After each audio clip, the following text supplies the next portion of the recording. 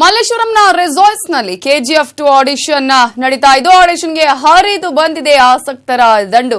KGF part 2 ಆಡಿಷನ್ಗೆ ಬಂದಿದ್ದಾರೆ 5,000ಕ್ಕೂ ಹೆಚ್ಚು ಆಸಕ್ತರು. ಮಲ್ಲೇಶ್ವರಂನ ರೆಸಾರ್ಟ್ಸ್ ನಲ್ಲಿ ಆಡಿಷನ್ ಕೂಡ ನಡೀತಾ ಇತ್ತು. ಕೆಜಿಎಫ್ ಸೆಕೆಂಡ್ ಗಾಗಿ ಅಥವಾ ಕೆಜಿಎಫ್ ಪಾರ್ಟ್ 2 ಗಾಗಿ ಕಲಾವಿದರ ಆಡಿಷನ್ ಮಾಡ್ತಾ ಇರುವಂತಹ ಸಂದರ್ಭದಲ್ಲಿ ಹರಿದು ಬಂದಿದೆ ಆಸಕ್ತರ ದಂಡು. 5,000ಕ್ಕೂ ಹೆಚ್ಚು ಆಡಿಷನ್ಗೆ ಅಲ್ಲಿನ ಜನ ಬಂದಿದ್ದಾರೆ.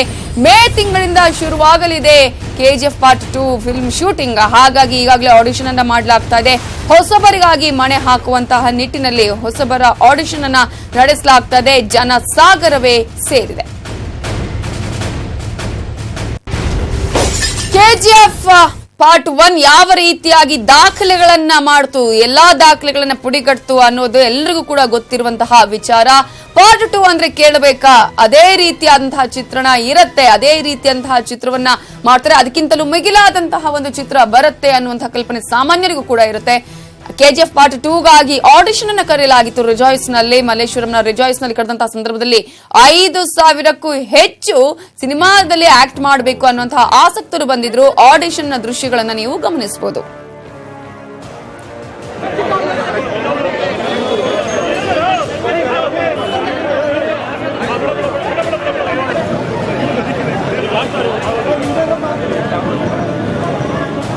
ಯಾವ ರೀತಿಯಾಗಿ ಅಲ್ಲಿ ಆಡಿಷನ್ ಅಲ್ಲಿ ಜನ ಪಾಲ್ಗೊಂಡಿದ್ರು, ಯಾವ ರೀತಿಯಾಗಿ ಆಸಕ್ತಿಯಿಂದ ಬಂದಿದ್ರು ಅನ್ನೋದ್ರ ಬಗ್ಗೆ ಡೀಟೇಲ್ಸ್ ಕೊಡೋದಕ್ಕೆ ನಮ್ಮ ರಿಪೋರ್ಟರ್ ಆನಂದ್ ಈಗ ಸ್ಥಳದಿಂದನೇ ನೇರ ಸಂಪರ್ಕದಲ್ಲಿದ್ದಾರೆ.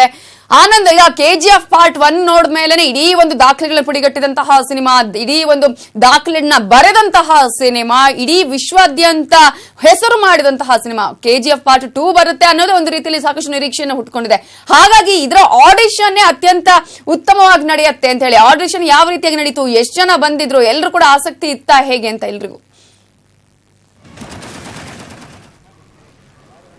ಎಸ್ ನವಿತಾ, ಕೆಜಿಎಫ್ ಅನ್ನೋದು ಒಂದು ಮೆಗಾ ಸಿನಿಮಾ, ಕನ್ನಡ ಸಿನಿಮಾ ಒಂದು ಚಿತ್ರರಂಗವನ್ನು ಒಂದು ಮೇಲ್ಮಟ್ಟಕ್ಕೆ ಕೊಂಡೊಯ್ದಂಥ ಸಿನಿಮಾ. ಈಗ ಕೆಜಿಎಫ್ ಪಾರ್ಟ್ 2 ಯಾವಾಗ ಬರುತ್ತೆ ಅಂತ ಜನ ಕಾಯ್ತಾ ಇದ್ದಾರೆ. ಕೆಜಿಎಫ್ ಪಾರ್ಟ್ 2 ನಲ್ಲಿ ಒಂದಷ್ಟು ಹೊಸಬರಿಗೆ ಮಣೆ ಹಾಕೋಕ್ಕೆ ಚಿತ್ರತಂಡ ನಿರ್ಧರಿಸಿದೆ. ಹೀಗಾಗಿ ರಿಜಾಯ್ಸ್ನಲ್ಲಿ ಏನು ಮಲ್ಲೇಶ್ವರಂ ಅಂತ ರಿಜಾಯ್ಸ್ನಲ್ಲಿ ಏನು ಆಡಿಷನ್ ಇರುತ್ತೆ ಅಂತ ಸಾಮಾಜಿಕ ಜಾಲತಾಣದಲ್ಲಿ ಒಂದು ಪೋಸ್ಟನ್ನು ಹರಿಬಿಟ್ಟಿತ್ತು.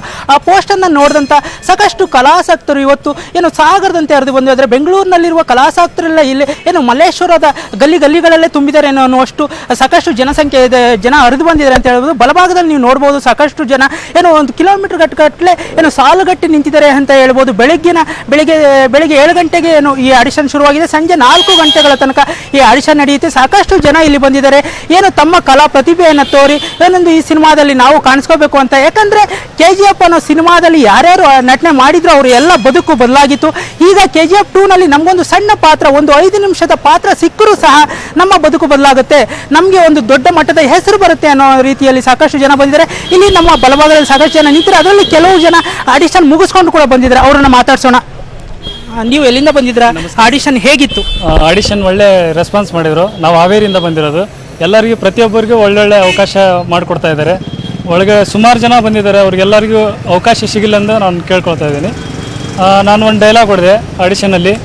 ದುಶ್ಮನ್ ಕೈಯಲ್ಲಿ ದೃಷ್ಟಿ ತೆಗೆಸ್ಕೊಂಡು ಹವಾ ಅನ್ನರಿಗೆ ಕದರ್ ತೋರಿಸಿ ರೆಕಾರ್ಡ್ಗಳ ಜೊತೆ ಆಟ ಆಡೋ ಆಂಜನೇಯ ವಂಶ ಕಣ ನಮ್ಮ ಬಾಸ್ ಇನ್ನೊಬ್ರು ತುಳ್ಕೊಂಡು ಬಂದಿರೋರಲ್ಲ. ಕಷ್ಟಪಟ್ಟು ಮೆಜೆಸ್ಟಿಕ್ಕಲ್ಲಿ ಮಲಗಿ ಇಡೀ ವರ್ಲ್ಡ್ಗೆ ಕೆಜಿಎಫ್ ಅನ್ನೋ ಸಿನಿಮಾದ ಮೂಲಕ ಹೆಸರು ಮಾಡಿದಂಥ one and only boss Rocky Bhai ಅಂತಂದು ನಾನು ಹೇಳೋಕ್ಕೆ ಇಷ್ಟಪಡ್ತಾ ಇದ್ದೀನಿ. ಏನಂದ್ರು? ಪಾಸಿಟಿವ್ ಇತ್ತಾ? ಹೇಗಿತ್ತು? ಒಳ್ಳೆ ಚೆನ್ನಾಗಿತ್ತು ಸರ್. ಸೊ ನೀವು ಆಡಿಷನ್ ಪಾಲ್ಗೊಳ್ಳಕ್ಕೆ ಹೋಗ್ತಾ ಇದ್ದೀರಾ? ಆಲ್ರೆಡಿ ಮುಗಿಸಿದ್ದೀನಿ ಸರ್, ಆಡಿಷನ್ ಮುಗಿಸಿದ್ದೀನಿ. ನಾನು ಚಿತ್ರದುರ್ಗದಿಂದ ಬಂದಿರೋದು. ಹಾಗಾಗಿ ನಾನು ಆಡಿಷನ್ ಹೋಗಿ ಬಂದೆ. ಅಲ್ಲಿ ಡೈಲಾಗ್ ಹೇಳಿದೆ, ಒಳ್ಳೆ ರೆಸ್ಪಾನ್ಸ್ ಕೊಟ್ಟರು ಸರ್, ಚೆನ್ನಾಗಿದೆ. ಯಾವ ಡೈಲಾಗ್ ಹೇಳಿದೆ ಸರ್? ನಾನು ಬಂದು ಒಂದು ಕನ್ನಡ ಅಭಿಮಾನ ಡೈಲಾಗ್ ಹೇಳಿದೆ. ಕನ್ನಡದಲ್ಲಿ ಸುಮಾರು ಜನ ಬೇರೆ ಬೇರೆ ಸ್ಟೇಟ್ಗಳಿಂದ ಕರ್ನಾಟಕದಲ್ಲಿ ಬಂದು ಕೂಡ ಕನ್ನಡ ಮಾತಾಡ್ದಲ್ದಾರೆ ತುಂಬ ಜನ ಇದ್ದಾರೆ. ಹಂಗಾಗಿ ಅವ್ರಿಗೆಲ್ಲ ಅರಿವಾಗಲಿ ಅಂತಂದು ಹೇಳ್ಬಿಟ್ಟು ಒಂದು ಡೈಲಾಗ್ ಹೇಳಿದೆ. ನೀವು ಕರ್ನಾಟಕಕ್ಕೆ ಬಂದು ಎಷ್ಟು ವರ್ಷ ಆಯಿತು? 5 years, 5 ವರ್ಷ. 5 ವರ್ಷ ಆದರೂ ನಿಮಗೆ ಕನ್ನಡ ಬರಲ್ವಾ? ತಿನ್ನೋದು ಕನ್ನಡದನ್ನ, ಕುಡಿಯೋದು ಕಾವೇರಿ ನೀರು, ಅಡುಗೆ ಮಾಡೋನು ಕನ್ನಡಿಗೆ, ಅಡುಗೆ ಬಡಿಸೋನು ಕನ್ನಡಿಗೆ, ಹೊಲದಲ್ಲಿ ಕಷ್ಟಪಟ್ಟು ಬೆಳೆಯೋದು ನಮ್ಮ ರೈತ. ನೀವು ತಿಂದರೆ ಹೊಟ್ಟೆಗೆ ಸಲೀಸಾಗಿ ಹೋಗುತ್ತಾ? ತಿನ್ನೋಕ್ಕೆ ಕನ್ನಡದನ್ನ ಬೇಕು, ನಿಲ್ಲೋಕ್ಕೆ ಕನ್ನಡ ಭೂಮಿ ಬೇಕು, ಮಜಾ ಮಾಡೋಕ್ಕೆ ಕರ್ನಾಟಕ ಬೇಕು, ಕೆಲಸ ಮಾಡೋಕ್ಕೆ ಕರ್ನಾಟಕ ಬೇಕು. ಕನ್ನಡ ಮಾತಾಡಿ ಅಂದ್ರೆ ಕನ್ನಡ ಗೊತ್ತಿಲ್ಲ, ಕನ್ನಡ ಬರಲ್ಲ, ಕನ್ನಡ ಏಮಿ, ಕನ್ನಡ ವಾಟ್, ಕನ್ನಡ ಎನ್ನಡ್, ಕನ್ನಡ ಎಂದರ್, ಕನ್ನಡ ತೆಲಿದು, ಕನ್ನಡ ತಿಳಿಯೋದು. ವಾವ್, ಶಬಾಷ್. ನೀವು ಕನ್ನಡದಲ್ಲಿ ಮಾತಾಡಿ ಕನ್ನಡದಲ್ಲಿ ಊಟ ಕೇಳೋವರೆಗೂ ನಾನು ಲಾಸ್ ಆದರೂ ಪರವಾಗಿಲ್ಲ. ಜೈ ಕರ್ನಾಟಕ ಮಾತೆ ಅಂತಂದೇಳಿ ಕನ್ನಡ ಡೈಲಾಗ್ ಹೇಳಿದೆ. ಕನ್ನಡ ಬೆಳಿಬೇಕು, ನಮ್ಮ ಕನ್ನಡ ಇಂಡಸ್ಟ್ರಿ ಬೆಳೀತಾ ಇದೆ. ಎಸ್ ನವಿತಾ ನೋಡ್ತಾ ಇರ್ಬೋದು, ಸಾಕಷ್ಟು ಜನ ಬಂದಿರೆ. ಎಲ್ಲರೂ ಕೂಡ ಏನು ನಮ್ಗೊಂದು ಬದುಕು ಬದಲಾಗ್ಬೋದು, ಒಂದು ಸಣ್ಣ ರೋಲ್ ಸಿಕ್ಕರು ಸಾಕು ಅಂತ ಹೇಳ್ತಾ ಇದ್ದಾರೆ Navita. To studio. Okay, thank you Anand ಡೀಟೇಲ್ಸ್ಗೆ. ಎಸ್, ಈಗಾಗಲೇ ನೀವು ನೋಡ್ತಾ ಇದ್ರಿ 5,000ಕ್ಕೂ ಆಲ್ಮೋಸ್ಟ್ ಈಗ ಬಂದಿರೋ ಮಾಹಿತಿ ಪ್ರಕಾರ 5,000ಕ್ಕೂ ಹೆಚ್ಚು ಕಲಾ ಆಸಕ್ತರು ಆಗಮಿಸಿದ್ದಾರೆ.